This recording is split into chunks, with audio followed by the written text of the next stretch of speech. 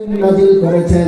আর এই লাইলাতুল কদরে আল্লাহ তাআলা আমার নবীকে পূর্ণাঙ্গ কোরআন দিয়ে বিশ্ববাসীর জন্য কনস্টিটিউশন দিয়ে বিশ্ববাসীর মুক্তির সনদ দিয়ে কিয়ামত পর্যন্ত যারা কোরআনে কারীমকে মান্য করবে, কোরআনকে যারা অনুসরণ করবে, কোরআনের সমাজ কোরআনের রাষ্ট্র গঠনের জন্য কাজ করবে, তাদের সকলের জন্য আল্লাহর নবী এবং রাসূল পাক সাল্লাল্লাহু আলাইহি সাল্লামের মাধ্যমে আমার আল্লাহ এই লাইলাতুল কদর দিয়েছেন।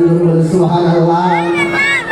অন্যান্য নবীগণ, অন্যান্য নবীর উম্মতগণ হাজার হাজার বছর তারা পৃথিবীর মধ্যে ইবাদত করত, কিন্তু আখির নবী আখির জামানার উম্মতরা হাজার বছর বয়স পায় না, তারা সামান্য 50 বছর 60 বছর জিন্দেগি পায়।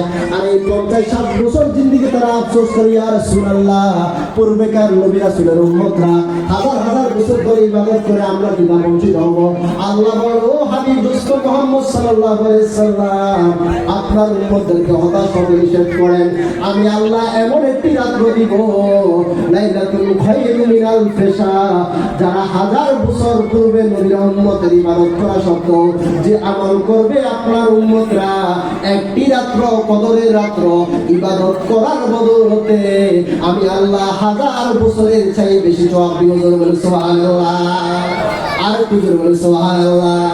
তাহলে এই উত্তম রাত্রি আমরা সকলে পেয়ে খুশি কিনা?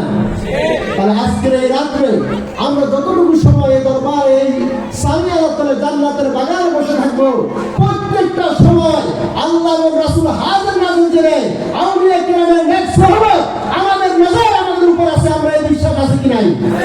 আছে কি নাই? এই দরবারের মহান মুর্শিদকে আল্লাহ আমাদের থেকে পর্দা দিয়েছে, সত্য আমরা বিশ্বাস করি। আল্লাহর ওলি যারা হয়ে যায়, আল্লাহর মকবুল বান্দা যারা হয়ে যায়, তারা দুনিয়ার থেকে পর্দা করতে পারে, কবরের জগৎ থেকে মৃত্যুর পরে তারা আমাদেরকে দেখতে পারে কি পারে না?